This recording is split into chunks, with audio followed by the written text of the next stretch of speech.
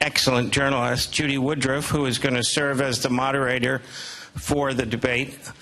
Judy is senior correspondent and often co-anchor of the NewsHour on PBS, which is anchored just across the river. She was with NBC and CNN, a big award-winning journalist, and founding co-chair of the International Women's Media Foundation. So I'm going to hand it over to Judy. Thank you. Thank you, Bob, very much. Can everybody hear? I just want to make sure sounds good. And welcome all of you. I am delighted to be here this afternoon. I'm glad to be part of this fascinating conference. Glad for two reasons. First of all, because it's very hard to say no to my friend Bob Borston.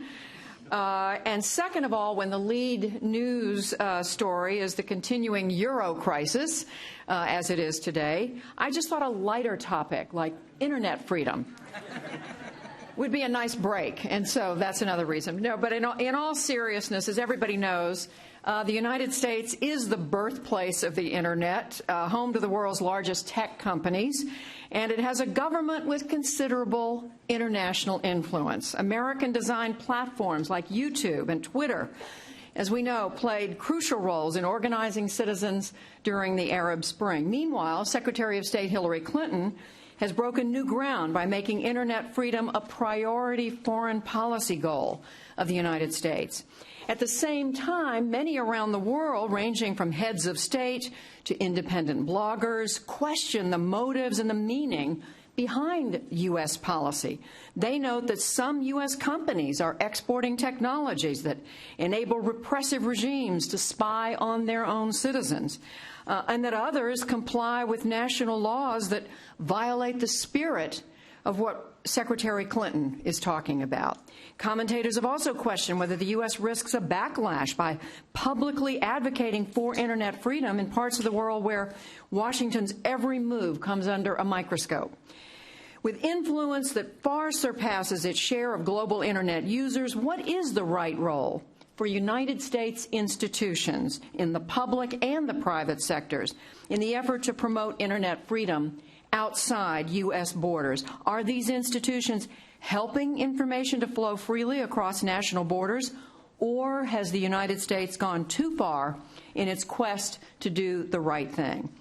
Well, to discuss these and other questions, we are so fortunate to be joined by an outstanding panel, and I'm going to introduce them to you now, and then they are each going to make opening remarks. To my right, to your left, is Dunja Mijatovic. She's the representative on freedom of the media for the Organization for Security and Cooperation in Europe. Next to her is Mohammed El. I'm sorry, Sunil. We were seated differently. Here we go. Sunil Abraham is the executive director of the Delhi-based Center for Internet and Society. To my left, to your right, is Mohammed El Dashan. He is an award-winning writer and journalist and international development consultant based in Cairo and Tunis. And finally, Cynthia Wong. She is the director of the Project on Global Internet Freedom at the Washington-based Center for Democracy and Technology. So we are going to hear from each one of these panelists. They're going to talk for about 5 minutes each. I'm then going to ask them a few questions to get the discussion going. They will, if they want to, pose some questions to one another. And then for the final 30 minutes, and we're going to go until 3 o'clock, we've got a pretty sharp cutoff time, we're going to open it up for questions from all of you. So please be thinking about what you would like to ask. But let's begin with the opening statements. And Cynthia Wong, you're first. Great.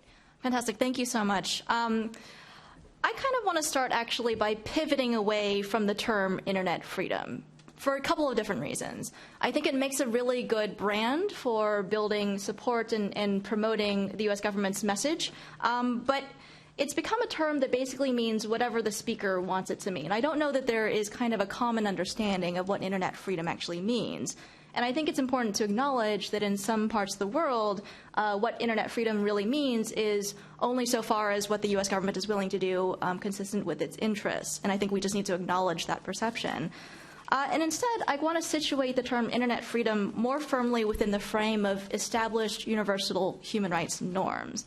And I think that within that frame, all governments, including the U.S. government, do have a duty to protect human rights, to protect freedom of expression, assembly, association, privacy, et cetera. And that means that the U.S. government does have a duty to assess its laws and its practices through a human rights lens, to assess their proportionality and their necessity in a democratic society. So I think in that way, one of the most important ways for the U.S. government to protect human rights in the internet age is really to set the right example at home.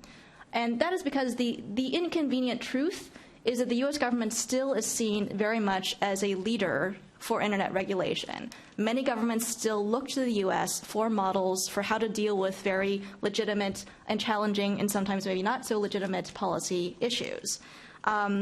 And so whether we're dealing with how to protect national security, cybersecurity, copyright enforcement, the protection of children, or whatever the policy issue is, I think the U.S. government, in talking through its own domestic policy, needs to be prepared for other countries who might emulate our approach.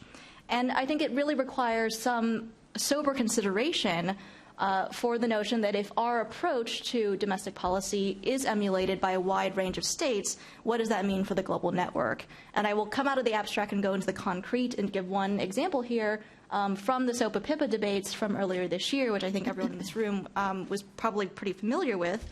But in particular, we raised a lot of concerns around the DNS blocking provisions that were proposed in SOPA and PIPA as a copyright enforcement mechanism, because we argued that if that mechanism was emulated by a wide range of states, not only for copyright, but for whatever legitimate or illegitimate policy interests those states might have, then we would really perhaps see a real fracturing of the global internet, and that actually really directly undermines some of the stated U.S. foreign policy goals in this area.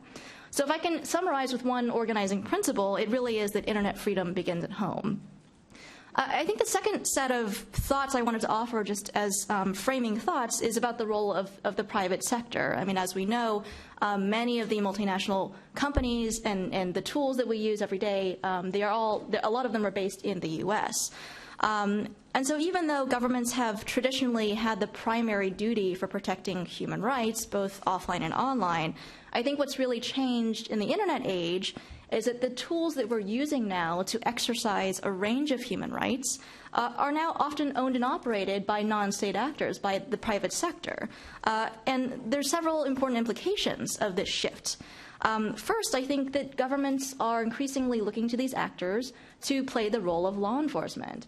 They're saying these intermediaries, these companies that have access to lots of user data and who are well positioned to block or censor content, they really should have a greater role in policing bad behavior online. But when companies take on the role of law enforcement, it does raise some serious issues around due process, around the rule of law, and around accountability when human rights are harmed associated with those activities. And I think it also raises questions around what duty do multinational corporations have to their users, especially when they're asked by governments to act in ways that are inconsistent with universal human rights norms. So there's a second organizing principle I would put forward is this, that with great power comes great responsibility, even with non-state actors like companies. And I will say that there's actually a growing body of norms that are now being developed that help define what it means for companies to meet their human rights responsibility in this area. First starting with the work of the UN Special Representative John Ruggie on business and human rights, and now being continued with organizations like the Global Network Initiative. And it's things like companies need to really think about how to avoid complicity in human rights violations. And there's really, I think, a responsibility on companies to actively assess the human rights risk that might flow from their business operations, from the products and services that they're offering around the world, and really act actively to mitigate that risk. The final thought I would offer is that even in the absence of government pressure on companies to take certain actions to censor, to violate privacy, I think that the policies companies themselves put in place, sometimes for purely commercial reasons, can also impact our ability to exercise rights in the internet age. And I think it's incumbent on companies to start thinking through when they develop their privacy policies or their real name registration policies or content moderation policies for their platforms, how much are they actually thinking about the global user base that their services are now being utilized by in order to exercise fundamental human rights? And I think that's another thing that I think we need to develop further when talking about the role of companies. So, Okay. Cynthia, thank you very much. Mohammed Eldashan. Thank you. Thank you very much. It's a great pleasure to be here among such a distinguished panel.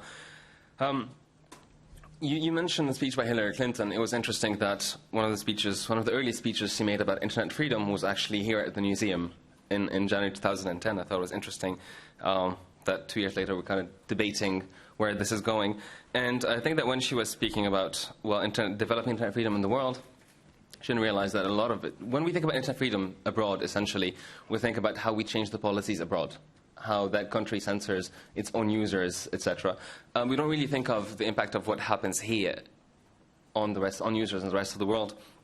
Two incidents in the recent months, I guess, were very telling in how users outside of the United States relate to what happens here. One of them, as you mentioned, the SOPA and PIPA, where we think about the protests, really. And, a lot of the protests here are about, well, write to your congressman. And for us in the rest of the world, where, we don't have a congressman. We knew what it felt to be like a Washington, D.C. Resident. But all we could do was support. All we could do was support, really, the protests that were happening here. Basically, to some websites abroad also blacked out their website in solidarity with websites in the U.S., etc. But for the rest of us, we were kind of watching what was happening. The other is the incident that Renata Vila mentioned yesterday about the WikiLeaks investigation, how a court issued a secret subpoena to Twitter requesting private details about a number of users. Some of them are abroad. And, of course, that brings up the question of, well, okay, so they can do that. They can request data about other users abroad. They can do that secretly. It's very possible that they did that with other companies. Not necessarily Twitter, because when you think of it, Twitter isn't the biggest repository of personal data on users.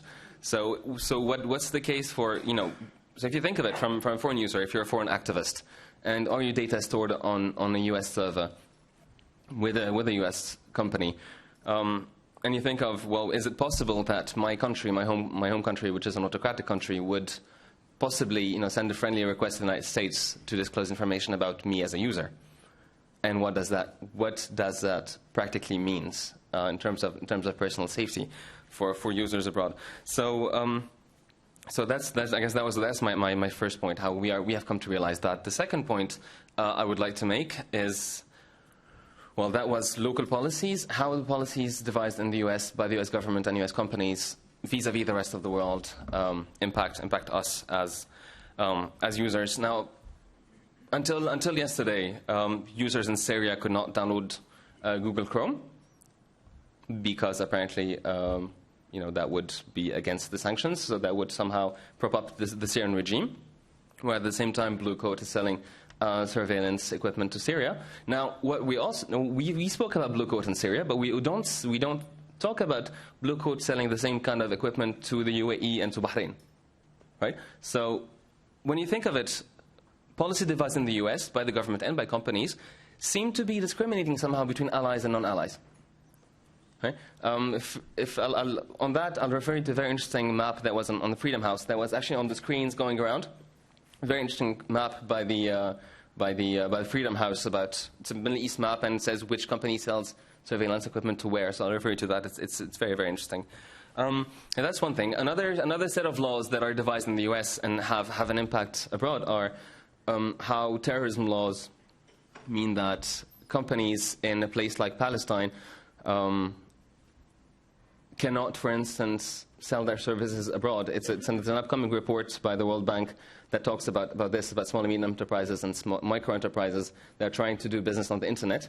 And part of the reason why they are unable to do that is because U.S. anti-terrorism laws forbids companies like PayPal and others to do that. So the simple thing of making it impossible for a small business somewhere to receive a payment for their business is severely curtailed by U.S. regulations. And the last thing is, regulations done by companies themselves. And then it becomes a little more difficult to pinpoint because there's little information available about this. But if you look at something like the Google Transparency Report, now, okay, so their website lists the number of requests of content removal and requests of user information disclosure, and I thought it was interesting to see the breakdown of countries. Now, most of the user data disclosure requests came from OECD countries, not from authoritarian countries, according to the website. That I thought was a little surprising. The other section, which is about requests to remove content, it looked like Google tends to comply with requests coming from developed countries more than they did from developing countries. Not a single request coming from Pakistan was answered, whereas, say, 80% of requests coming from the United States or from the UK were complied with. So so when we look about internet freedom and what the US does, it's very important to look at what they do inside, what they do outside, and how that impacts the rest of the world. Thank you. I'm a little over time. I apologize. Oh, that's terrific. Thank you. All right, Dunja Mijatovic. I'm delighted to be here. I also have a little anecdote with Bob. He invited me to take part in this panel. I saw the title and then I realized, oh my God, what am I going to say in relation to this topic? But then, of course, as you said it already, John, I couldn't say no to Bob.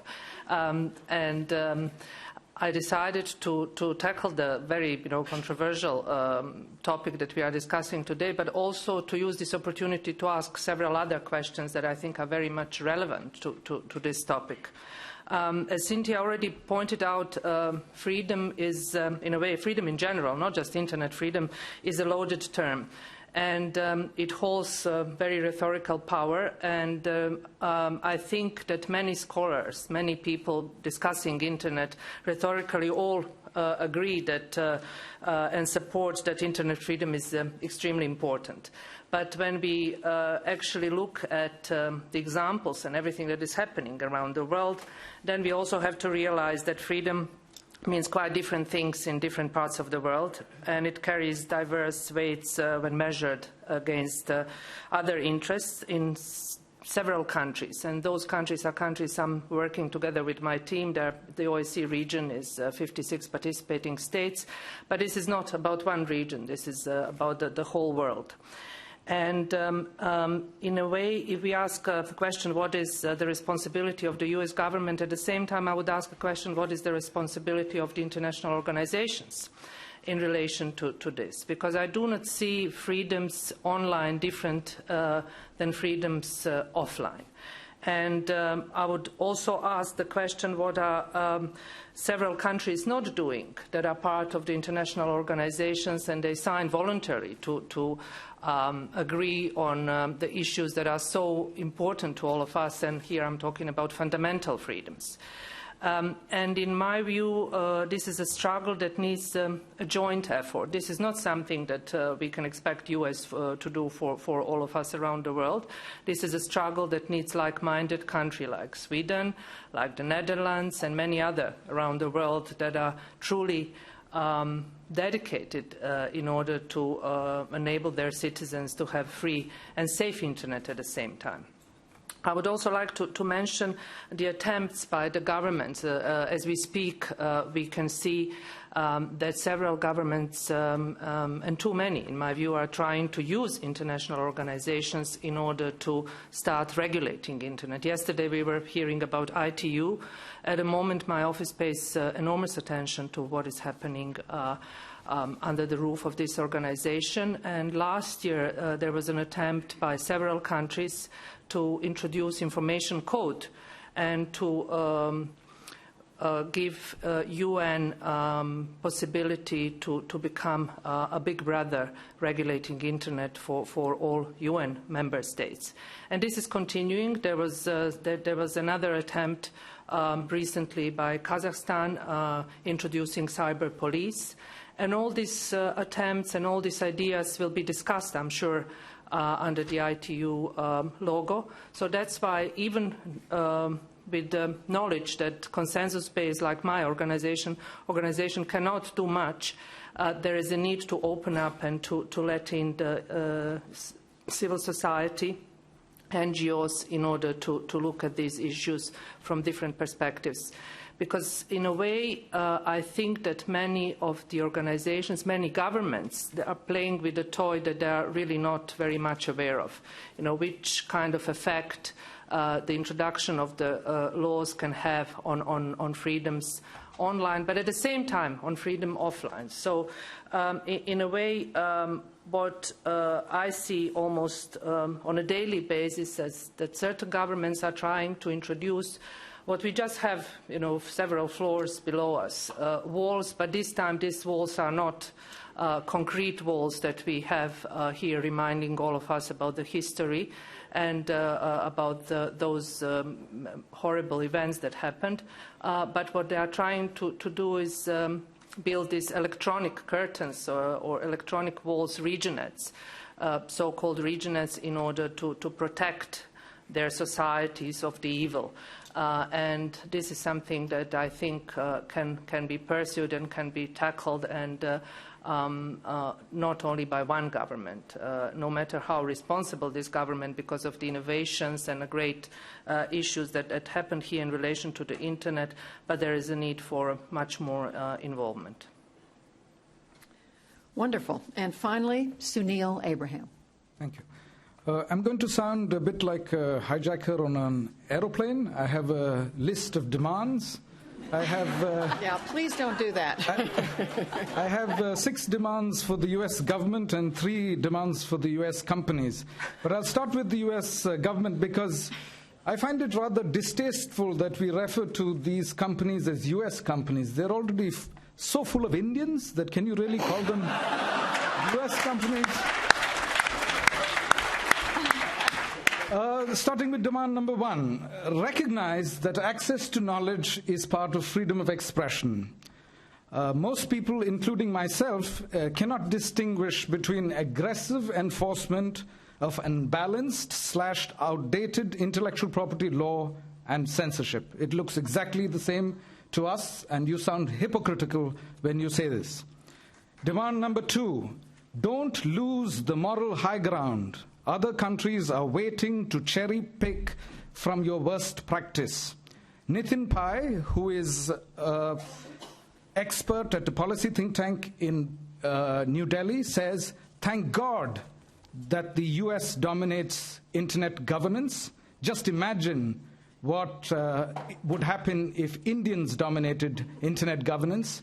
The US courts and U.S. civil society do a much better job in protecting civil liberties worldwide.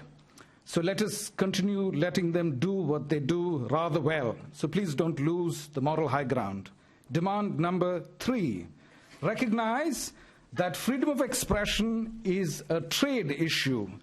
I took Susan's colleague from the Global Network Initiative, David, to the Consortium of Indian Industry and asked them whether Indian telcos would be interested in signing the GNI principles. And they said to me, why don't you ask the US government to give Indian telcos access to the US market, or make it easier for Indian telcos to enter the US market, and then we will talk about freedom of expression. So asymmetric trade negotiations have been happening for quite some time, and perhaps it's the US that started it, and what comes around goes around. 4, support actions that address developing country anxieties. For example, supply chain audits of telecommunication equipment. The US wishes away problems or deals with problems by banning the import of equipment. The US knows for sure that there are no backdoors in its telecommunication equipment leaking secrets to the Chinese government because it bans the use of Huawei equipment. But many other governments across the world have to use Huawei equipment, and we don't know whether we can trust the US equipment or even Scandinavian equipment. So therefore, we need best practices here, greater transparency in how these technologies are put together. Demand number 5, understand the importance of nomenclature. Freedom and liberty might work perfectly here in the US, but in other countries, perhaps we need different terms. Openness may be appropriate in another country. And my last demand for the government, 6, is don't be too instrumental in your interventions. It undermines the local credibility of those people that you're trying to support. I had a phone call from the US Embassy saying that we would like to offer you a fellowship, a freedom of expression fellowship, where we take you to the US for a visit, where you will get to meet experts and have conversations, etc. I said, I'll have to check with the Home Ministry. I travel already so much that my wife, which is the Home Ministry, objects to my foreign travel. And then the woman from the US Embassy said, oh, that's no problem. We'll buy a ticket for your wife as well. But if word gets around that Sunil Abraham, defender of internet freedom in India, is taking his wife to the US on junkets, supported by the US government, labeled explicitly freedom of expression, this is not going to help with my credibility. I had 3 demands for the companies, but it doesn't look like I will be able to make all of them. So I will just make one, which is be polite.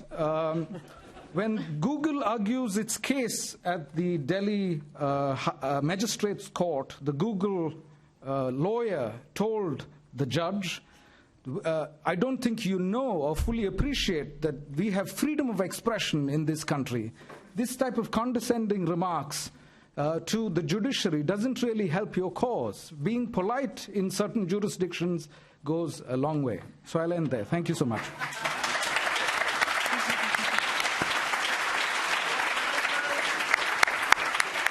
Thank you, Sunil. We're going to come to the audience in about 9 or 10 minutes. But during that time, I'm going to ask a couple of questions, and you can all ask each other. I want to get the other 3 panelists to react to what we just heard from Sunil. Advice to the U.S., Cynthia, he said, don't lose the moral ground. Recognize access to knowledge is the point of freedom of expression. What's your take on what he said? Advice to the U.S. government? Or demand, demand the U.S. government.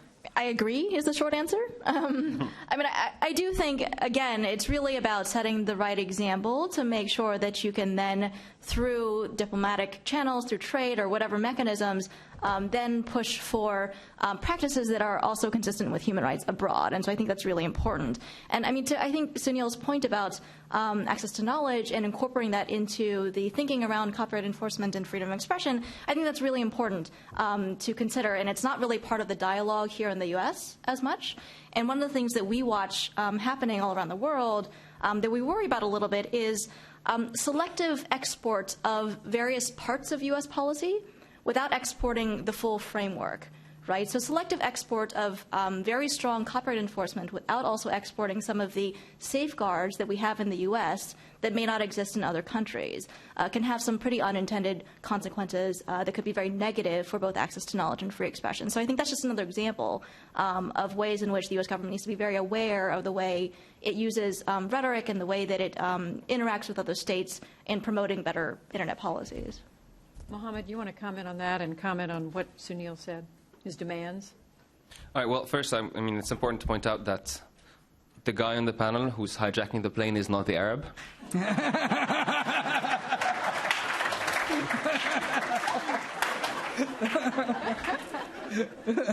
So that would be my first point. I didn't know I was going to be with a group of comedians. That's great. The second point, I guess, I mean, I was listening to your points, and I think that they're very pertinent, and I think, you know, they all come under the 2 points of, 1, be humble, and 2, don't be a hypocrite. It seems to me like these are like the underlying themes of your demands. And in both cases, I completely agree. Be consistent about what you do everywhere. So a lot of great ideas come out from here. It's sad that the application goes bad for rhetoric, among other things. Yeah, that's essentially my first reaction to his point. Dunya? I also agree with Sunil what else can I say? And I think he wrapped it up perfectly, and so interesting for all of us. But what you mentioned about best practices and the way that the US government should really pay attention which kind of implication and how anything that is happening here we are talking, of course, about internet freedom, has an impact and result in some faraway parts of the world is something that is a great responsibility for this government. And I do not think it's only here that sometimes people live in some kind of bubble and they do not have feeling, what is happening in some really faraway parts of the world. But it's also in Europe. I'm here talking about European Union and, some countries that actually have this privilege to live in safe and free environment, enjoying privileges, technological, and all these sort of issues that are so important for all of us. But then if you think about Belarus, if you think about Central Asia, if you think how anything happening here and in some other parts of the world is having an impact, then we need to be more careful, all of us, not just the US government, but all of us working in order to pursue more freedom and to defend people that are trying to here I'm talking about bloggers and social media activists that are trying to present the views using this wonderful technology. Well, before we move to corporations, I do want to ask each one of you just to say, just to put a fine point on this, what is it that the U.S. government should do? If you take what Secretary of State Clinton said, what should the United States government do to get to this goal of Internet freedom as fast as possible, advancing the cause, doing as much as possible? What would you like to see? Sunil?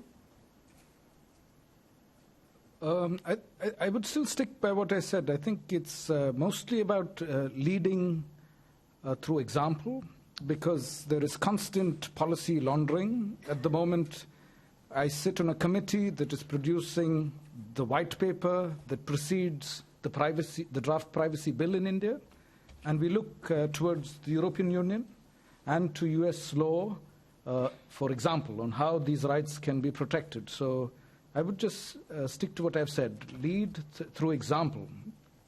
What would you add, Cynthia? I think the only other thing I would highlight, other than lead by example, is something that I think Dunya touched on already, which is I think the U.S. government needs to help build a broader coalition of governments who are committed to human rights, committed to making sure that citizens can fully exercise the full range of human rights in the Internet. You don't think that's age. happened so far? I think it's beginning to happen, and I think those efforts are underway, but I just want to emphasize the importance of this being a broad base of governments all saying in one voice, international human rights applies with as much force online as it does off. Mohammed? Well, I think how we can best achieve that goal. It seems to me there are two main alleys of intervention. One is the high-level government-to-government. So talk to governments is definitely the first thing that crossed my mind. How we talk to governments, how do you talk to other governments is also very important. And one of the benefits of coming at the end of the conference is that you heard so many great ideas. One of them that comes up is what Sana Salim was talking about yesterday, is that it's address the economic benefit of internet freedom when you're talking to other governments. I kind of stole that point from Carl, who reminded me of that. So talk to governments, change your rhetoric according to which government. So that's the one level. The other level, when we talk about internet freedom, is address users. And if you're addressing users, the best way of being in touch with users, let's say, around the world, probably I won't pick up a phone call from the US government as an activist, let's say, but there are some fantastic private organizations doing really good work when it comes to internet freedom. Think EFF and Tor and all those fabulous people helping people in autocratic government, under autocratic regimes access the internet. So we need to think of that dual approach, government and user. And Dunya? I will just mention the coalition building around the U.S. and as Cynthia said, this is already happening. And the coalition was actually established in The Hague in December last year. The Dutch government started. Secretary of State was there. There was also a Google event organized a day before. And many of the countries that are participating states of the OSCE are members of this coalition. Recently, I heard that Costa Rica joined, Mongolia. So there is an effort in order to find a way to emphasize the importance of free Internet. And I do not think, as I said at the beginning, is something for one government or one organization. It's a joint struggle in order to in a way, impose the importance of this topic, because I do not think that international policymakers are discussing Internet freedom as a part of their talks about security, copyright. I mean, there were so many things that happened recently here in the United States that proved that. But then the reaction of the civil society, of citizens, of netizens, as we call them, was something which I think should be welcomed and should be used as a good example that active civil society can influence the government and can change the direction that is not good for freedom.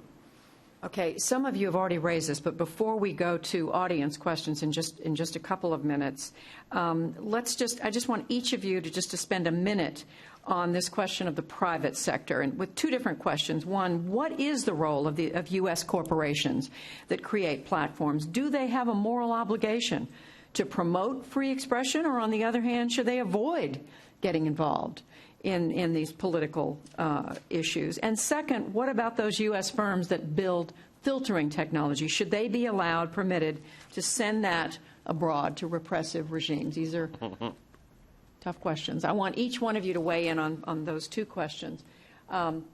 Cynthia, why don't you start? Sure. I mean, I think I'll just kind of emphasize what I said before. I don't think it's not merely a moral obligation, but it's actually, I think, a human rights responsibility for multinational corporations to really assess what human rights harm might flow from their business and from their products and services, including surveillance technology, including filtering technology, and to actively work on a continuous basis to help mitigate that harm. I think that is the duty that they owe to their users and to the people who depend on their product, really, to exercise their human rights in the Internet age. In terms of the filtering technology, I think it's a really difficult question, the surveillance technology. And I think some of the same principles apply there as well. If you're selling a product, I think you still need to do that due diligence to say, how might this product be used? Who is the customer I'm actually selling it to? What are the foreseeable harms here? And yes, I think at the end of the day, depending on what the answers to those questions are, it might require walking away from some business if there's a grave risk that they're going to be complicit in human rights abuses. So I do think that is something that needs to be part of the discussion. Mohammed? All right, well, if U.S. corporations have a moral obligation, I mean, they're already involved. I mean, I'm thinking of, I don't think that the day they created Facebook, they were expecting that people would be coordinating protests on it, no? But they're, major services of U.S. offered by U.S.-based corporations are very deep into it. Now, how they react to things is really up to each company. Twitter recently, when they came up with their little idea of geo-censorship, certain tweets would be blocked in certain countries on a case-by-case basis after a request of government. And there were a lot of discussion about this, and some of the most interesting thoughts were actually written by Zeynep Tufekci, who was speaking earlier, and she was saying that, well, these are such low censorship requirements that essentially anybody can circumvent them. So in that, it seemed to me that Flickr was actually taking a moral standpoint. On the complete opposite is something that Flickr did last year, for instance. Last year in March, Egyptians raided the office of the state security, the Stasi, if you will, our political police. A lot of documents came out of there, a lot of photos. A friend and colleague of ours, whose name is Hussam al-Hamalawi, posted photos of things that he took in there, including photos of officers who were suspected of being involved in torture. And Flickr removed those, sent him an email saying they removed them because of copyright infringement. And everybody's like, that there's something really, really odd happening there. If only who submitted that request to remove these documents that Egyptian had retrieved and why that happened. On filtering technologies, I'll quote a conversation I had yesterday. Don't sell a whip to a slave owner. How, why I fail to see how that is subject to discussion, really. That's it. Thank you. Let's see, Dunya. Well, yes, they do have a responsibility. They do have obligation to follow, the way their businesses are working in, different countries where they have, shares. But at the same time, and I'm talking about the experience I had, I think they should not be ignorant to the problems in those countries, arrogant, as you mentioned. And I will mention the example. Recently, Swedish Public Service Broadcasting aired a program, investigative journalism program about telecom operator in Sweden selling different tools to regimes in Azerbaijan and Belarus, and how these tools are actually helping authoritarian regimes track dissidents, track people. Some of these people I actually met, some in prison, some of them are released now, and they actually suffered because of these problems, because they were listened to their telephones, emails, and I really do not have an answer, who's guilty here, or is it sort of shared responsibility when it comes to the destinies of these people because of certain moves by certain corporations. But I also know that there is discussion, quite serious discussion under EU roof about stopping certain companies selling some of this equipment to the regimes that are seen as the suppressors of their own people. Sunil, you get the last word. Yes, they do have a responsibility, and ideally a large part of that responsibility should be enforced through law. We shouldn't leave it up to them, because through our research we have been able to demonstrate that there is quite a gap between the values they preach and the values they practice. But I'm hoping that increasingly they will see it as part of their unique selling proposition. Google, thanks to the regulators in Europe, were forced to reduce their data retention practices. And Microsoft went even beyond that, trying to demonstrate that they were providing that as an advantage for their consumers over what Google was.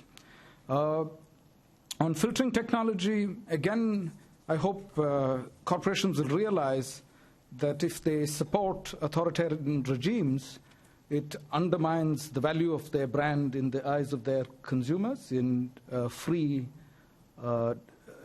jurisdictions. So I'm hoping that to some degree this problem will be addressed through policy and also through the pressures of the marketplace. I hope consumers will increasingly put pressure on these corporations. Excellent. So we have about 25 minutes left, and we are looking for questions from the audience. There's a hand here. There was a hand up over there, but let's start with the gentleman in the blue shirt. I don't know. Do we bring a microphone to you? How does that work? There are microphones in the alleys. Oh, sorry. Okay, now I see. Okay. If you could step to the microphone, tell us your name and who you're with, and then ask your question. Thank you. My name is Mohammed Al-Abdallah. I'm from Syrian Center for Political and Strategy. Is the microphone working? Let's see. Yes. Okay. Yeah. My name. Sorry. Yeah. He wants to read. Yeah. I want to read from the phone. Okay. My name is Mohammed Al-Abdallah. I'm from the Syrian Center for Political and Strategic Studies. I think there's a shared responsibility. Everybody's responsible in this, but thank you. I think everybody is responsible here because it's the government responsibility as well, multi-billion corporations' responsibility. If I can read from Google blog yesterday about Syria, they unblocked the downloading for 3 softwares and saying, as a U.S. company, we remain committed to full compliance with U.S. export controls and sanctions. It's mainly the U.S. government problem. I don't think Google is interested to block their products. They're producing their products to help people and to let them use it, to get benefits from this. But it's Google's responsibility here to push back in the sanctions and to talk to those governments and telling them, hey, your regulation is harming good users. And in terms of the Swedish technology thing, Sweden government vetoed a package of sanctions in the Syrian government only to allow Ericsson to keep going and working there. So there's a trade issue here. And these governments are not using human rights as a condition here. If you respect the human rights, we let you work in our market or not. And one final comment. Sonal, Do you have a question too? Yes, sure. Sonal, I really want to release those people on your flight. So I'm wondering what is the other two demands from the private company? You want to know what your other demands are. The demands are.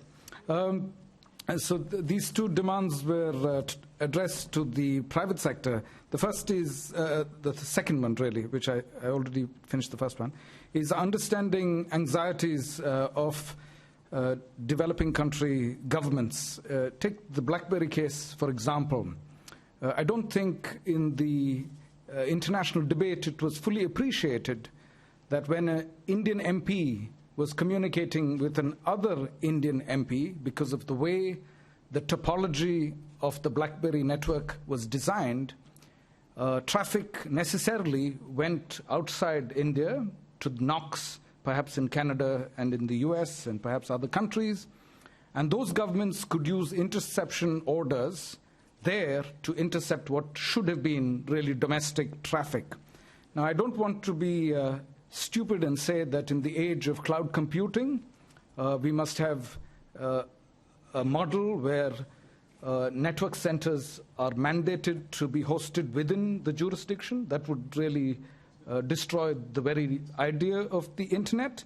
But still, if BlackBerry could be a little more appreciative of the anxiety that Indian government officials were voicing, then that would be useful and help that conversation be a little more productive. The final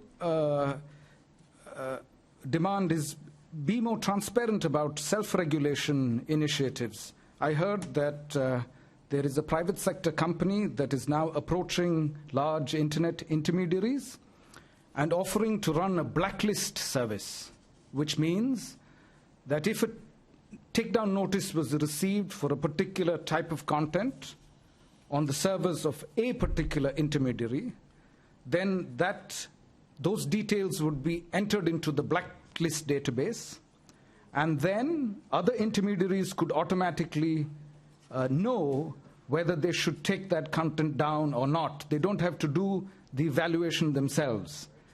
Bob is looking surprised, but I heard it from one of your colleagues, Bob, so you shouldn't be that surprised. So there are all sorts of new proposals that are being made when it comes to private policing of the internet. And these are very worrying proposals because there is no due process here. And we worry when technical expedience is the driving motivation behind putting together solutions. Anybody else on the panel want to comment on this? We'll let it lie. Who has a question right here? Yes. We're going to bring you the microphone. Okay, so it's all very well to raise legitimate concerns about private policing, but we also had very legitimate concerns about what's essentially private policing of the human rights concerns on the private platforms, right? So Cynthia is telling you, the private companies, that they need to be very aware of how their actions affect human rights, which is law, not business. And you're saying, don't do this in certain respects. You're saying, don't take down things on private initiative, don't do things, don't make policies as a private actor, right? No, I'm saying be transparent. Okay, you're just saying be transparent about it? You're not saying don't do it. All right, well, that's better. But suppose they're completely transparent about it, and then what? I mean, I'm sympathetic to both of your concerns, but this is the problem, is it not? It's all about how we reconcile this private actor versus public law dichotomy. And Do you mind tell us your name and whom you're with? Oh, I'm sorry. Milton Mueller, Syracuse University. Internet Governance Project. So I want to hear some new ideas about how to reconcile that. And I thought if anybody could do that, Sunil, you would be coming up with some new ideas about how to reconcile that. Transparency is good, but what then? So Facebook says, we took down your freedom of expression site because this person asked us to. Sunil? Anybody else? Sunil? Yeah, so Milton always asks tough questions. I think the challenge is the formal policy formulation process is not able to keep up with technological developments. So the private sector, to avoid being over-regulated, comes up with self-regulatory solutions. But perhaps there is some role for interplay between those two worlds, ideas such as co-regulation, etc. What does that mean? Where once a practice is developed or a standard is developed in the private sector, the penalties or remedies when that practice is violated can be administered by a government official. Or a privacy commissioner, for example, will fine a company because it is in violation of a self-regulatory code. So this whole area of complex regulation, which we didn't need in traditional industries, this is an emerging area, and we're trying to think through many of these questions in India and perhaps in other parts of the world. If the final regime that is put in place passes natural justice tests and is in compliance with international agreements, then we know perhaps we are on the right track. If we arrive at a consensus which fails the test of natural justice, then obviously we have made a mistake. So I can only answer it so broadly and so theoretically, because on each of these issues you have to drill down on what exactly we are talking about, because there is no standard broad prescription that one could make about how to configure this complex system of regulation. Cynthia? Sure. Just a couple comments. I mean, it's a very broad question, and I think it presents some of the hardest challenges in this debate. So this is just a couple of kind of thoughts for how to at least mitigate at least some of these issues. First is that all online platforms, user-generated content platforms, they all have terms of service, right? They kind of set the rules of the road for how you can use their service. One of the things that we try to recommend to companies is when you're thinking about how to develop those terms of service and how to develop your privacy policies, think about use cases beyond the upper middle class American teenager, right? Your service is not being used just by upper middle class American teenagers, but by a global user base or wherever you're operating. And so in that case, you need to think through what particular risk profiles might some of your users have and make sure that you design your policies accordingly. And I think that's one area in which some of these tensions could be relieved.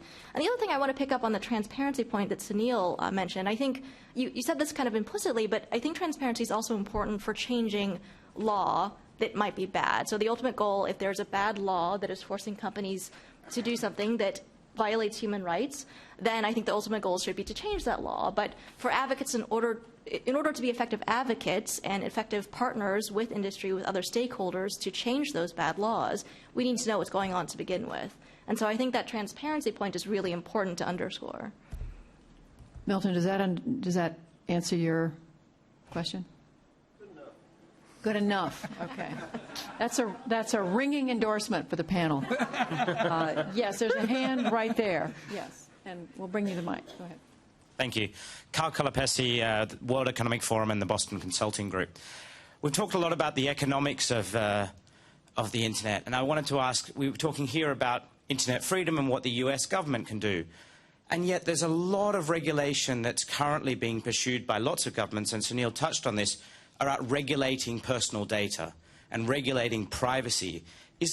Are we not in danger of being a bit hypocritical of saying it's okay to regulate personal data and privacy but not internet freedoms? Aren't they in some ways one and the same thing? Can you give an example of regulation of private personal data? Yeah, I mean, actually, Sunil probably knows this a lot better than I do, but there was an example which we actually covered in the World Economic Forum report on the Indian government putting out a piece of regulation last year looking at giving individuals more control over their data about them. It seemed perfectly sensible.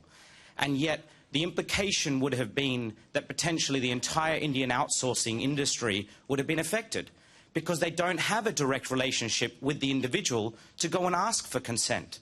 So effectively, an enormous exemption to this regulation had to be created for Indian outsourcers, which effectively, as far as I understand, Sunil, means that the law is basically non-existent anymore. So we've had a particular piece of regulation that was trying to do the right thing with enormous unintended consequences.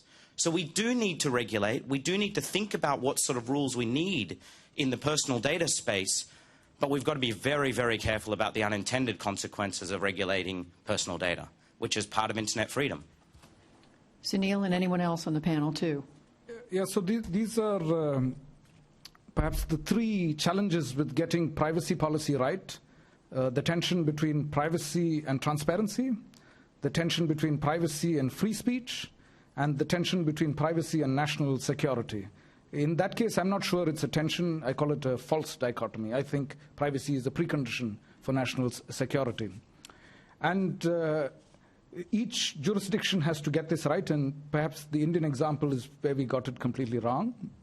And also, the trouble is, most of these rights have something to do with power as well.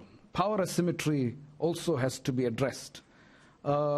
If the powerful, like in the UK, use privacy law to get super injunctions to prevent even the court case from being discussed online, that's a complete abuse of privacy law. What should have ideally been the case is the protection of privacy or the expectation of privacy should be inversely proportionate to power.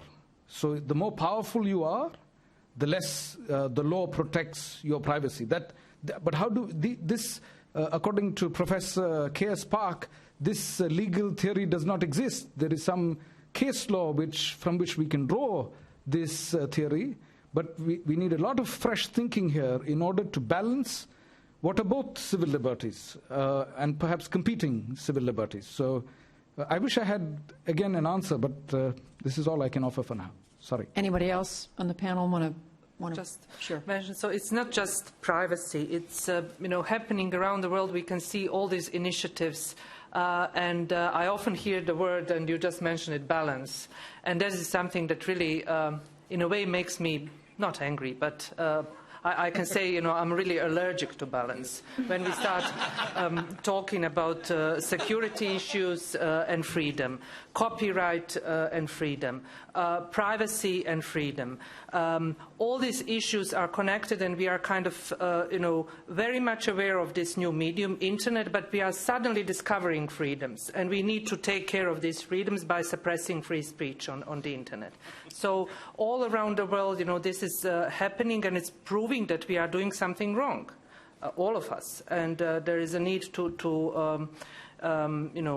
do something globally in order to actually find a way to pursue this issue in the best possible way. It's not easy. It's not easy, but I do not think in this sort of world of global communication that censorship that is happening in India or in Bosnia, my own country, or anywhere in the world is not affecting people in the US or Sweden or Denmark, is something that is not just for one region.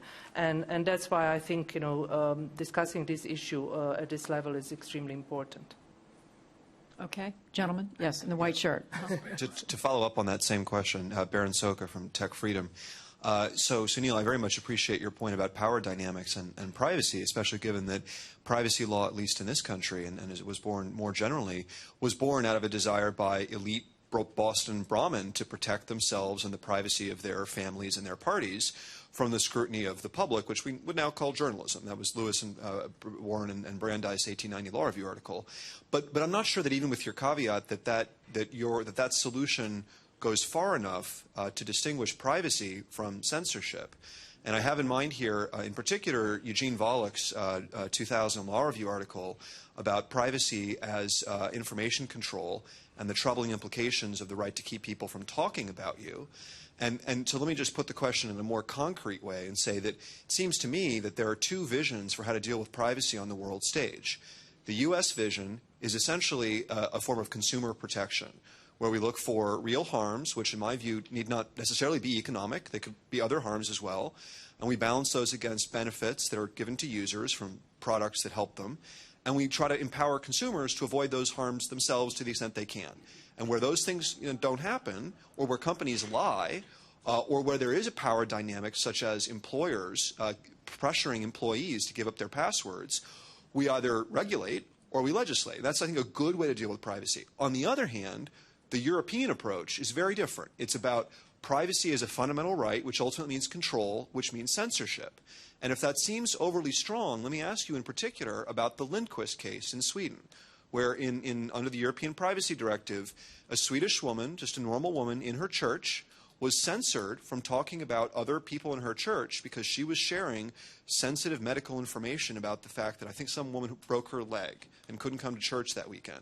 So my question is, how do you, in general on the panel, how do you see reconciling internet freedom with protecting privacy in the way that I think we should and avoiding the European censorship? All right. Let's open that question up to anybody, everybody on the panel who wants to. I can't answer the question because I haven't studied the regimes carefully enough. Well, Mohammed? sorry, I mean, the previous three questions have to do with privacy and transparency, and I mean, in my perspective as an end user, I think that users should have control over their own private information that they choose not to disclose. Now, I mean, you're talking about. I mean, you mentioned coercing people to give their Facebook passwords, and it's a bit of an extreme when it comes to forcing someone to disclose private information. I'm against that. Sorry? Good. Sure. I mean, we agree, but that's precisely the kind of thing that we should want to protect. And I think that. So on that, for instance, if we talk about Facebook, we're talking about their privacy settings and how they tend to go always into more disclosure by default unless you opt out. As an end user, I think this is fundamentally wrong. As it goes to first your private information, but also how this information is used / sold to advertisers, etc. So my personal perspective on it is users should have as much control over their personal information as possible, unless they choose to disclose it. Anybody else? Dunya? Anybody else? Okay. Do we have a question from over here? Did I see a hand? I want to make sure this side of the room is represented. Yes, sir. Sure. So this is a question. Is this working? Yes. Okay, good. About what's that? Oh, sorry. I'm Danny O'Brien. I'm from the Committee to Protect Journalists, and I'd like to ask a question about the American role, both of governments and technology companies, in combating cybercrime and how that might have a knock-on effect in internet freedom. And the example that was kicking around in my head was a demonstration that was given to me by a fairly prominent technology company, which they'd worked on with law enforcement in the United States, that enabled them to take a database of hashes, of summaries of particular files, and in this case they were child pornography files, obscene content, and run that through their storage. So they would people store files on the cloud now, and this would give law enforcement a chance to effectively scan every file that every user had on these clouds and see whether any of them were breaking the law, and pass that on to law enforcement. Now, both law enforcement and this tech company were very proud of this creation that they created, and given the nature of the imagery, pretty much everybody else in the room was happy to see this tech advance as well. I mean, my concern, of course, is how this applies to in other countries where government and law enforcement can't necessarily be trusted to not use that a civil liberties protecting way, and also the precedent that we've broken there, because I think everybody here would be offended if a program was scanning their own hard drive for images and reporting that to a third party. And yet this was clearly a precedent that no one had worried about searching files in the cloud. So my question is that what do we do when there's a technological advancement that's being funded by American government, being supported by American tech companies, but which has dangerous implications in the rest of the world? Or even here, really. For a particular, for anybody? No, I think that's broad enough for everyone. Okay. Who wants to jump in? Dunya. No, it's a dilemma. It's something I do not think we'll be able to answer here today, or I do not think I have some special formula in order to tell you how to tackle this issue. But the thing is, it's not only cyber crimes and cyber security that is affecting, and the way, certain governments are tackling these issues, and if the government can be trusted or not. It's, if we know the answer to this question, probably we will not be sitting here and discussing all these issues. And CPJ is also doing a great job in order to try to have some, I call them short-term successes, in order to help certain people in certain parts of the world that cannot trust their governments.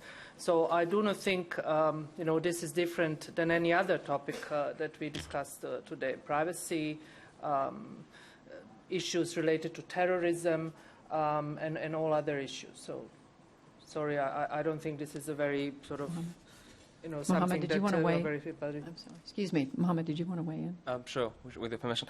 Well, Danny, I think like two operative things in what you said. One was whether they're breaking the law, so that's kind of to see whether they're breaking the law. And the question, especially if we're talking about a transnational issue, is whose law? Okay, so is it? So that would be the first one. The second key word you said was child pornography. Now, there's something we heard that several times in the past 2 days. And whenever I hear that, I remember one thing I learned from a professor of mine. It was a class on human rights and foreign policy, and what she would keep saying was, you do not legislate on extremes and ticking bomb scenarios. Now, it's very important that we say that, okay, so because we did something that broke into a massive number of people's private files, but hey, it worked because we caught some child pornographers, then we're allowed to use that. So it's very important that we keep that in mind. Child pornography is not the case that we can use. It's an extreme case that everybody agrees that should be fought in every possible way. Doesn't mean that we should legislate and allow for that to happen, because it's a very, very slippery slope. And whether breaking the law, again, whose law? Is it U.S. law? Is it somebody else's law? I mean, what is blasphemous and not? If you go back to my part of the world, a lot of things are considered blasphemous, and a tweet could get you in prison or worse. So I get really, really touchy when it comes to that kind of things. All right, we're almost out of time. I know some of you do have your hands up. Perhaps you can approach the panelists afterward. I'm going to thank each one of them, but I'm going to give them each 15 seconds to repeat the message that they most want to get across today for you to take away with you. Cynthia? 15 seconds? 15 seconds. Okay. Well, then I'll just repeat, I think, the two kind of principles that I would really want to push here, which is that really internet freedom begins at home. The U.S. government must set the right example, because governments are watching, civil society is watching, everyone is watching what we do. And finally, for companies, with great power does come great responsibility, and they need to really step up to the plate and start thinking through their responsibility. Dunya? Bring internet freedom back to discussions of policymakers and international organizations as soon as possible. Mohammed? 2 quick points. One, local legislation on internet policy massively affects the rest of the world. And 2, when devising policies regarding the rest of the world, don't be a hypocrite, be consistent. Sunil? Can we please introduce some more evidence in this debate that we're having about policy? Well, you've all helped, I think, contribute evidence and light to the conversation. Please join me in thanking this amazing panel for their wonderful contributions. Thank you, every one of you. Appreciate it. Nice to meet you. Is this? Yes, it is. And please join me in thanking Judy Woodruff for being here.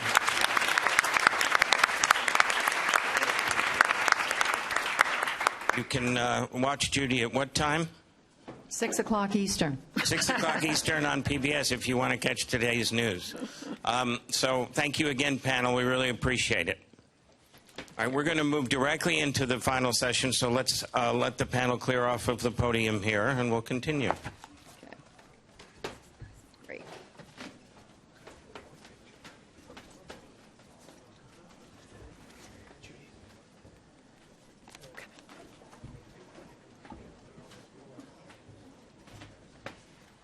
So for our final session, this is working? No. Can we make it? Nah, there it goes. For our final session, I'm going to ask one of our participants to reflect on what he has heard over the last couple of days and to offer some thoughts. And to introduce him, I'm looking for John Kampfner. Is John in the room? Ah, there. Come on up.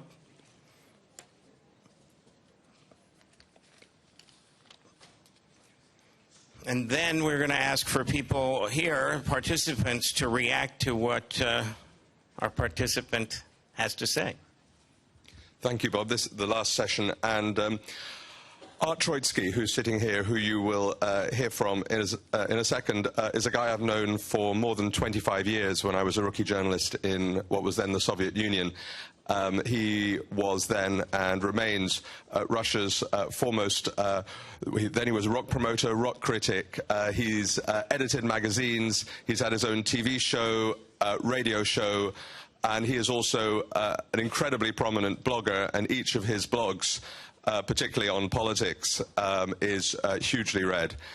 He is a man feared by the Kremlin, and a man who has straddled very difficult questions for the last 25 years through all the different political hues of the Soviet Union and Russia. So I think he'd be a really good person to reflect on from a more socio-cultural but also internet-related perspective.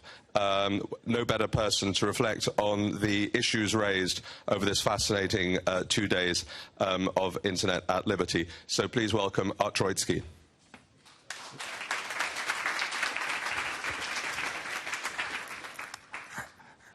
Hello.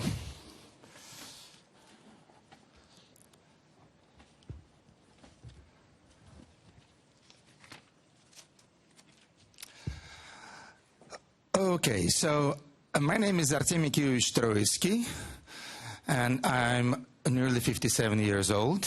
I live in Moscow, and this is the first time that I'm in Washington, D.C. Enjoyed the conference very much. Heard a lot of interesting things, but I think that I will not so much share my reflections on what I have heard here, but sometimes, yes. But I just want to, to tell some general things, share some general thoughts about internet and freedom. First of all, I would like to use this occasion to promote one little internet project that I've just started to work on. We in Russia, we have this protest movement that you probably have heard of, which is more or less focused on the current Russian kind of semi-fascist leader, Mr. Putin, whom I'm very thankful for keeping me in good and militant shape, despite age, broken bones, many children and many court cases against me. So the color of this protest movement in Russia is white. And as I have a background of a music writer and a rock critic, I've had this responsibility of doing something with something with our local Russian pop and rock music, so that not only writers and artists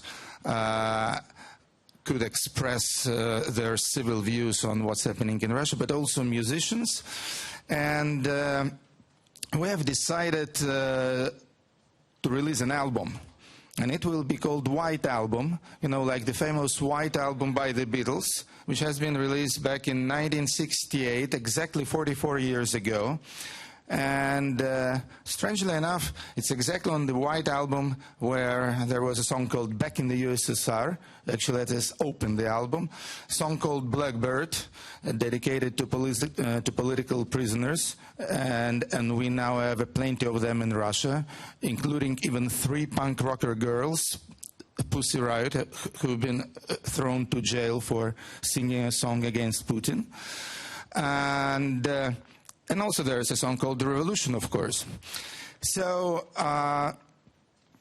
the project has been announced 2 days ago, actually exactly on the day when I have arrived in Washington, D.C. And I've been reported that during the first day, already 59 artists have sent their tracks to this White Album, to this compilation. And I would like all those who may have some kind of ambition to appear on a Russian protest musical albums, or maybe you have musician friends who would like to do it. My address is art, A-R-T, at imedia.ru. So it's a very simple address. So please send your applications or tracks, and I will be very happy if this the Russian White Album will be expanded thanks to some remarkable international participation. Now, this example in itself says a lot about the nature of internet. Of course, such a project of an album which will be released, yes, by the way, it will be released on June 12th, which is a Russian national holiday, and also this will be the day of a huge protest manifestation in Moscow. So it will be released on June 12th. And this is something that could never happen offline.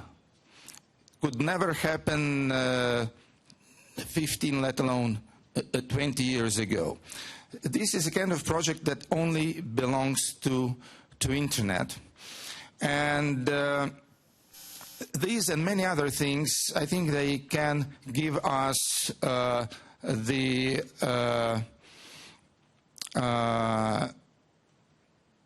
chance to say that internet in reality is something like a parallel universe or parallel reality, or maybe an alternative reality.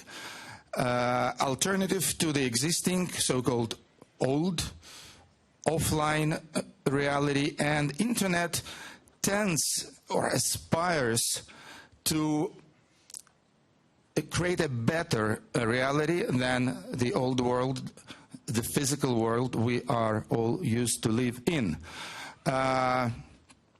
And it also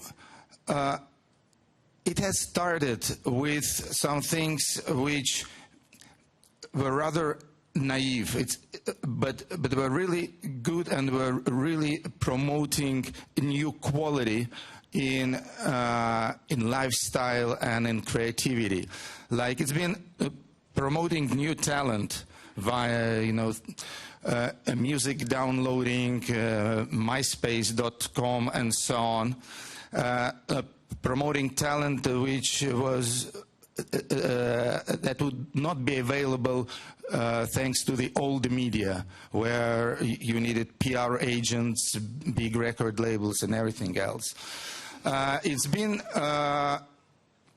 promoting communications, thus curing some old illnesses of the physical world, like alienation and loneliness. Tens of millions, hundreds of millions of people became less lonely thanks to internet. But these were only the first steps. Later, internet and the internet community started to take other chances, and they've been growing. You know, internet still is a baby, but it's growing, and it becomes more and more clever. So internet started to question some of the fundamental values of the physical world, of the 20th century world, like greed. Capitalism and greed, of course, they've peaked in the 20th century. And it was internet who suddenly started to undermine this huge general concept that everything must be paid for. Everything worthwhile will cost you money, more or less, but everything's for sale. Now, thanks to internet, it became apparent that many best things in life, you know, like air, like love, like freedom, they are free. And of course, this has caused a fierce and panicky reaction from many of the institutions of the 20th century world.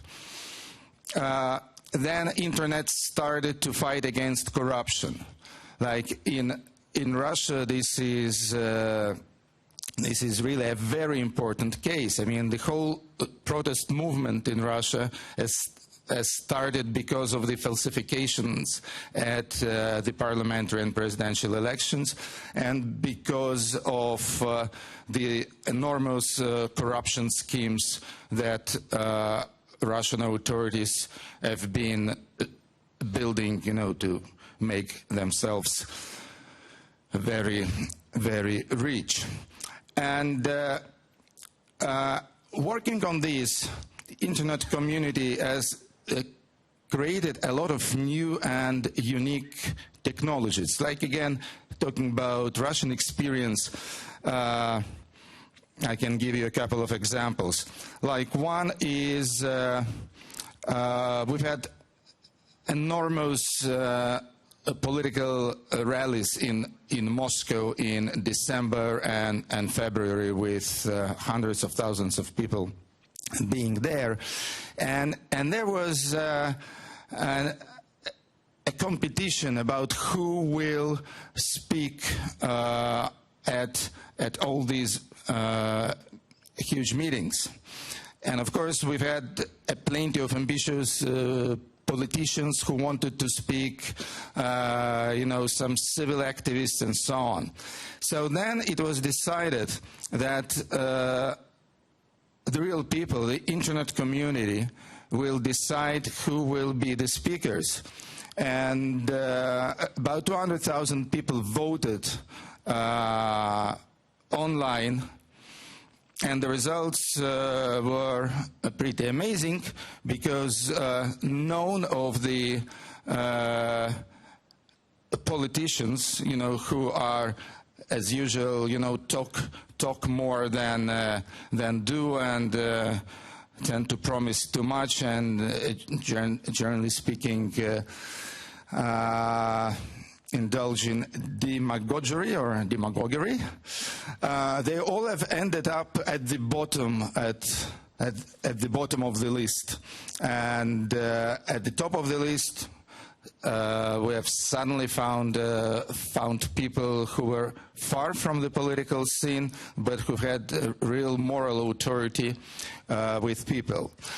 It means, among other things, that internet is honest and sincere, and this honesty and sincerity also brings a certain quality to the decision of the internet community. Now, There's another thing about voting. It will sound a bit indiscreet of me, but I have been voted about a couple of weeks ago the alternative Minister of Culture of Russia, we've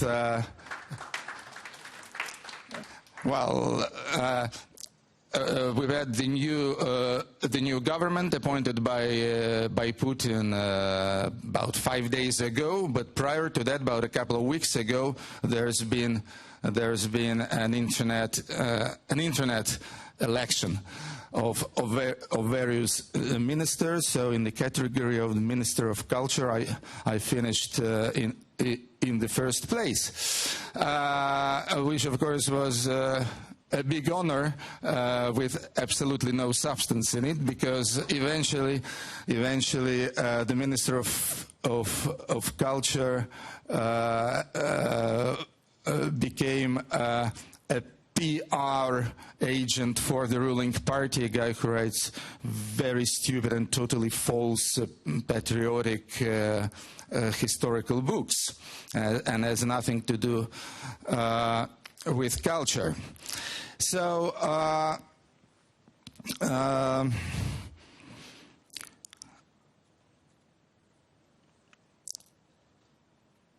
anyway,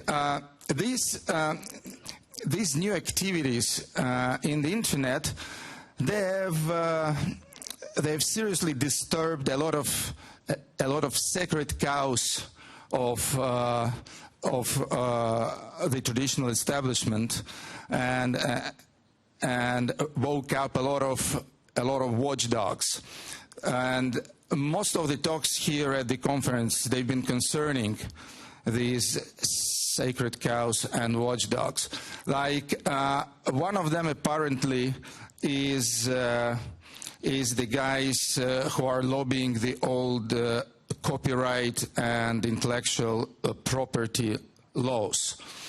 Well, I personally think that they are not really a threat, because these people, they are doomed. I mean, they're lobbying the agonizing business. They're lobbying something that will cease to exist in a very natural way, and rather soon.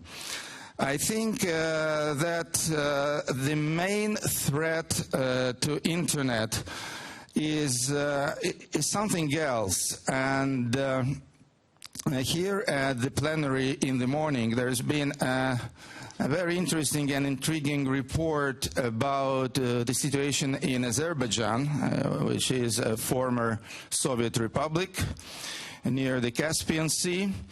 And the girl, a researcher who's been talking about that, she said that formally internet in Azerbaijan is free. I mean, there's no technical filters, no formal bans on various internet activities, and so on. But at the same time,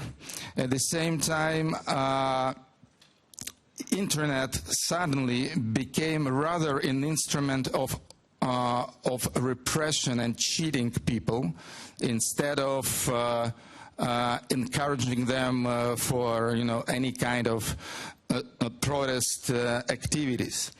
So what the government in Azerbaijan does is apparently intimidating bloggers, intimidating the internet community,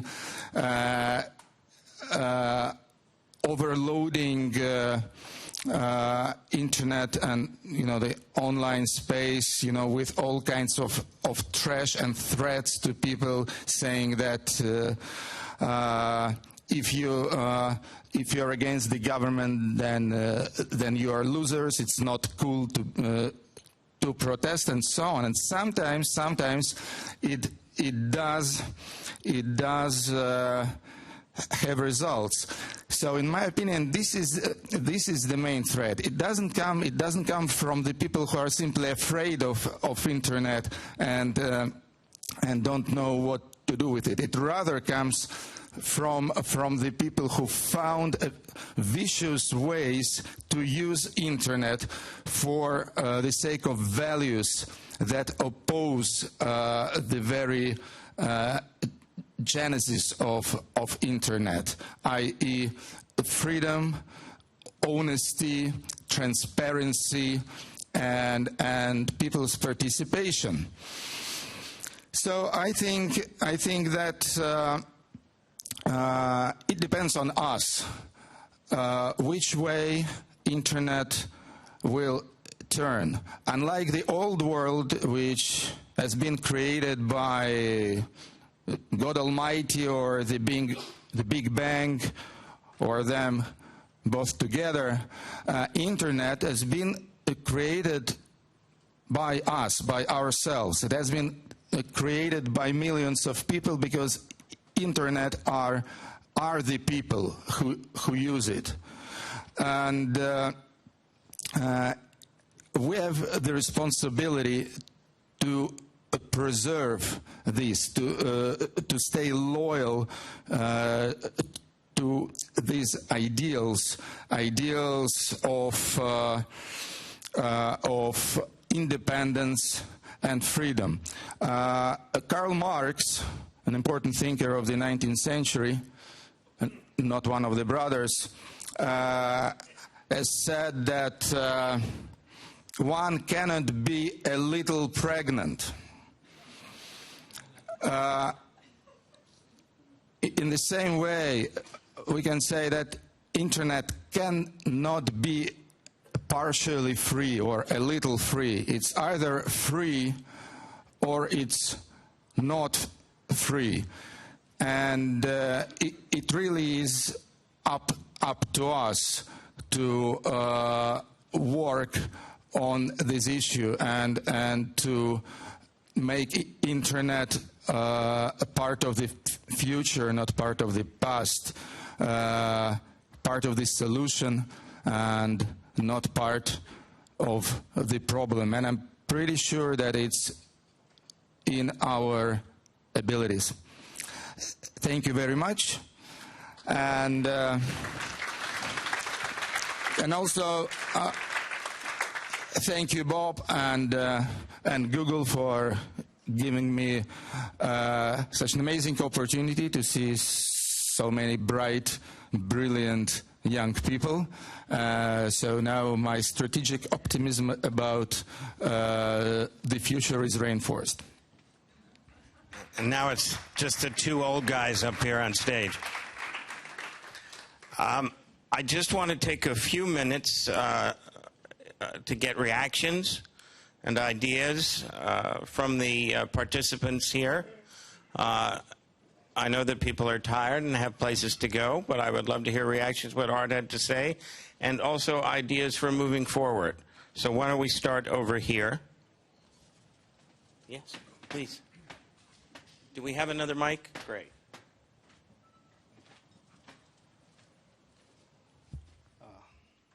Thank you. Thank you very much, Bob, because I'm too poor to draw attention in the last session. Anyway, my name is Ahmed Shapun. I am from Bangladesh. I work with Voice. Because I don't want to go back with my mind blocked. That's why, then I feel like to say. One is like, it is not that, new to us that the internet freedom. And then I was thinking, why then we are here? Because it also gives us, it opens up new areas to think, to get many ideas and go back with new insights to work further. That is one important point. But in particular on the last sessions, which I wanted to mention, because there was a session, the group, the workshop on the economics of internet freedom. And there was, after that, there was a video screen and then table discussion, but no feedback. There should be a way of getting feedback from the discussion. That is one suggestion for Google. Number two is for the civil society organizations, because we thought internet as a human rights lens, but also at the same time it is more important because the internet freedom also is an economic issue, because information is a common good, but information is an economic issue. And on the economic issue, there are differences actually. The global, the globe is is same and common, but also there are diversities. Because the North and the South, I mean, there is sort of the $1.3 trillion transaction from the South to the North every year as per UNCTAD report. So you see, in the General Agreement on Trade in Services, and that prohibits the information barrier. And recently, the US and European Agreement on Trade in Internet and Communication, the free trade agreement with Korea and US, and also the companies come up with the principles of cross-border data flow, which are fine. But the question is, when the internet freedom is an economic issue, then there are also it is more important to ensure the economic justice to the marginalized and the poor people. And then it is for the private companies in particular. How do they come up with a transparent and accountable mechanism? The transparent and accountable mechanism, because there is nothing now at this moment. And though recently OECD actually moved to bring the private sector with a transparent and accountable mechanism, but it's not agreed yet. So I request Google to think further on that and sit with the companies and to actually come up with a transparent, accountable mechanism that they can ensure the right to economic justice to the poor and marginalized communities. Thank you very much. Thank you very much. We have another comment here. Please, Jeanette. Thank you. Mine is a little bit shorter, maybe. You mentioned the old stupid copyright. Sorry, could you identify yourself? Yeah, I'm Lasse Kärkkäinen from Finland. And so you mentioned the old and stupid copyright system a few times, I believe. Could you clarify or share your views? I know it's a little bit off topic, but I would like to hear, because it really warms my heart to hear someone criticize the current system. And also, if you may expand that to the patent system, which is also kind of related, if you have something on that as well, because immaterial rights are it's a big package of similar kind of rights. Thank you.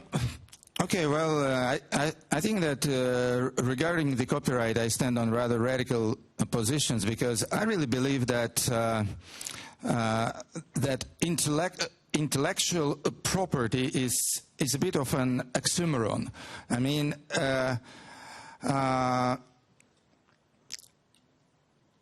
the creations of human mind and human fantasy, of human creativity, they are not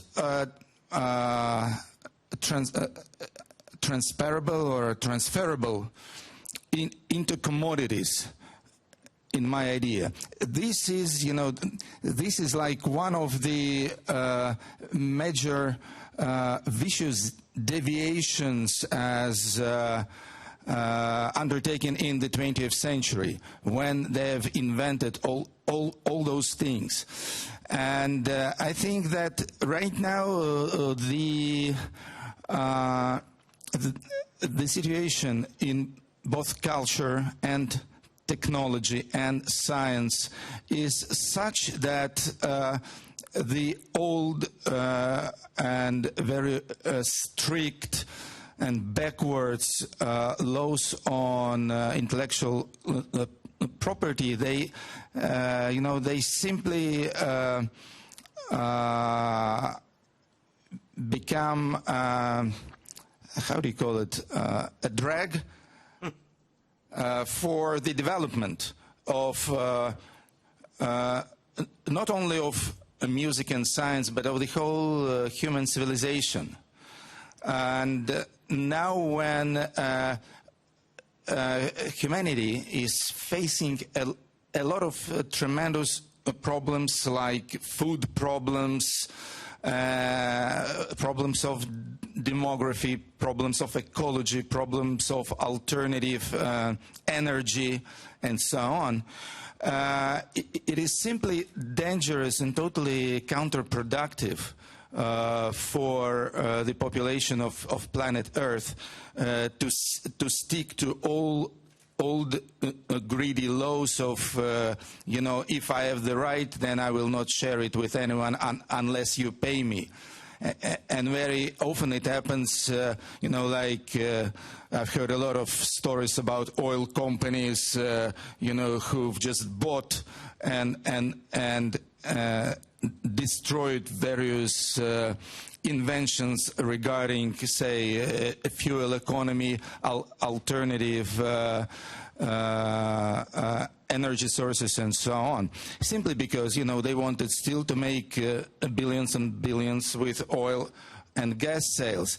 And this is something, that totally contradicts the interests of now nearly 9 billion people, and it also of course applies for culture and music, and internet of course is the grave digger for these old musical and movies copyright laws, and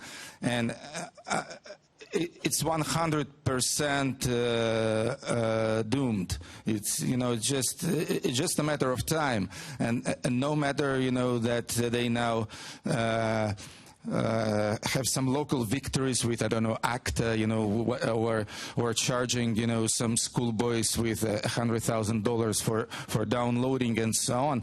It's ridiculous, and it will not help this situation to be resolved in the most free-minded way. I have some lobbyists here in Washington that I'd like you to spend some time with, Art. Brett, did you want to say something? Can we get the mic in the back of the room?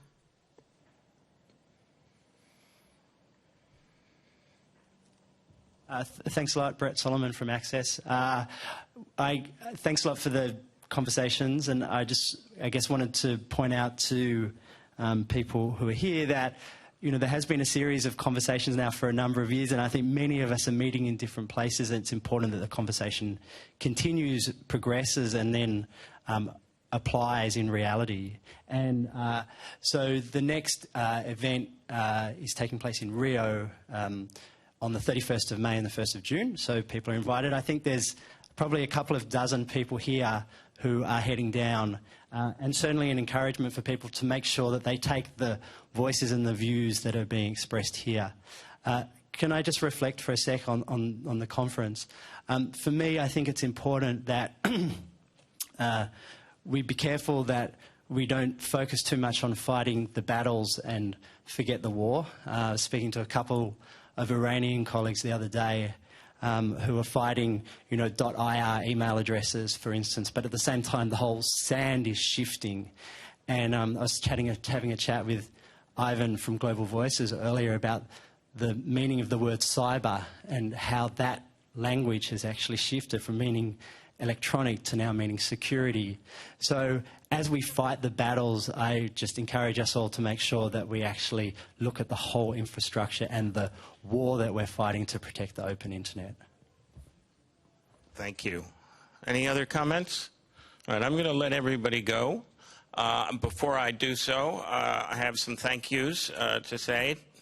First of all, I want to thank all of the participants, the people who sat up here and debated issues, the people who ran workshops, who spoke at workshops, who asked questions and debated during workshops, and the folks who presented their research this morning in the lightning round, which was extraordinarily stimulating and I think people really enjoyed.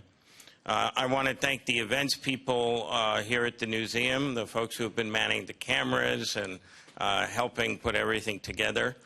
So thank you very much. And to our event staff from Google, you've seen Michelle. Stand up, Michelle. Stand up. And Stacy. And they've done just a fabulous job putting this together. A couple of housekeeping things. Of course, I should also thank all of the participants. You came from a long way away, some of you, from as far away as Asia, Europe, Africa, all over the globe. Latin America, I see Eduardo sitting back there. And I really appreciate you taking the time out of your schedules to be here with us and to debate what I think are some very, very important issues. Google can serve as a convener. You all do the work. You all are out there on the front lines doing the research and doing the actual activities. I see Sana and I see Ju here, both of whom are extraordinary reminders of the courage of the individuals who are involved in this movement. I thank you all for being here and for taking part in this. And I'm sure that our paths will cross again soon. We've made each other wiser, I hope, had some fun in the last couple of days, and I know that when we meet again, we will have more subjects to discuss, and hopefully Internet freedom will be a little bit more down the road, whether you like the words Internet freedom or not. A reminder of housekeeping matters for those of us, for those of you who are not here in Washington permanently, lucky you. The shuttle goes back to the hotel starting in a few minutes, and it will run until 5 o'clock p.m. There are still some buttons left down on the far wall. If you've seen the button wall and enjoyed it, please feel free to strip it bare and take some of that home to those who couldn't make it here. And I'd also ask those people who think they have lost various items over the past few days to check the coat check for your umbrellas, scarves, and God knows whether you've left various mates, partners, who knows what, behind. Again, thank you all for being part of this exciting adventure. Budapest in 2010, Washington 2012, who knows where or when next, but I look forward to it. Thank you again.